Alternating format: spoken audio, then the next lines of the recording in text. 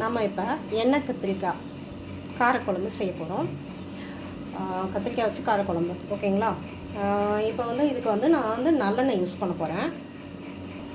So நம்ம கடாயில் வந்து எண்ணெய் ஊற்றியாச்சு. எண்ணெய் ஊற்றிட்டு ஸோ இப்போ எண்ணெய் ஊற்றியாச்சு. எண்ணெய் ஊற்றிட்டு இதில் கொஞ்சம் வெந்தயம் போடுறோம். வெந்தயம் போட்டுட்டு கொஞ்சம் இப்போ சாப் பண்ணி வச்சுருக்க சின்ன வெங்காயம் ஒரு கைப்பிடியை வந்து இதெல்லாம் போட்டோம். ஸோ இப்போ அந்த வெங்காயத்தோட கொஞ்சம் ஒரு 3 பல்லு பூண்டு போட்டுட்டு கொஞ்சம் உப்பு போட்டு வதக்கணும். நல்லா வதக்க நமக்கு டேஸ்ட்டு கிடைக்கும். வெங்காயம் நல்லா வதங்கணும், கோல்டன் ப்ரௌன் கலர்லாம் வரணும். அது நல்லா வதங்கட்டும். வதக்கிட்டு நான் உங்களுக்கு காட்டுறேன். இப்போ நமக்கு வெங்காயம் ஓரளவுக்கு கோல்டன் ப்ரௌன் கலரில் வந்துடுச்சு. ஸோ இப்போ வந்து நம்ம சாப் பண்ண ஒரு தக்காளி, அதை வந்து நான் சாப் பண்ணி வச்சுருக்கேன். அதை வந்து இதில் போட்ட போகிறேன்.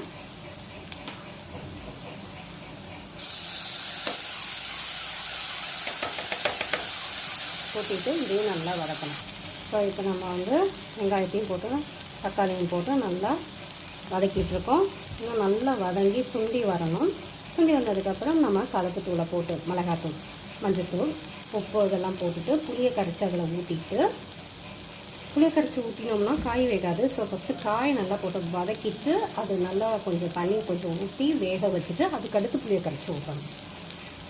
நம்ம செஞ்சுட்டு உங்களுக்கு நான் காட்டுறேன். இப்போதைக்கு தக்காளி நல்லா வதங்கட்டும். ஸோ இப்போ பாருங்கள், நம்ம வெங்காயம் தக்காளி வதங்கினதுக்கப்புறம் எண்ணெய் பிரிஞ்சு வரும் இந்த மாதிரி. அப்போ நல்லா வதங்கிடுச்சு அப்படின்னு நமக்கு தெரியும்.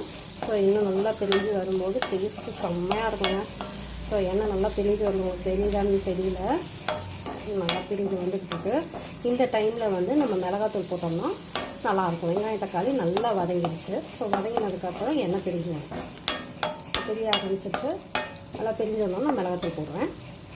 ஸோ இப்போ பாருங்கள், நல்லா எண்ணெய் பிரிஞ்சு வர ஆரம்பிச்சிருச்சு. ஸோ இப்போ நான் வந்து இதில் 2 ஸ்பூன் கலப்புத்தூள், நாங்கள் வீட்டிலேயே செஞ்சு வச்சுருக்க கலப்புத்தூள் நான் போட போகிறேன். இது கொஞ்சம் ஸ்பூன் சின்னதாக இருக்கிறதுனால 3 ஸ்பூன் போட்டுக்கிறேன். ஓகே, இதில் கொஞ்சம் மஞ்சள்தூள்,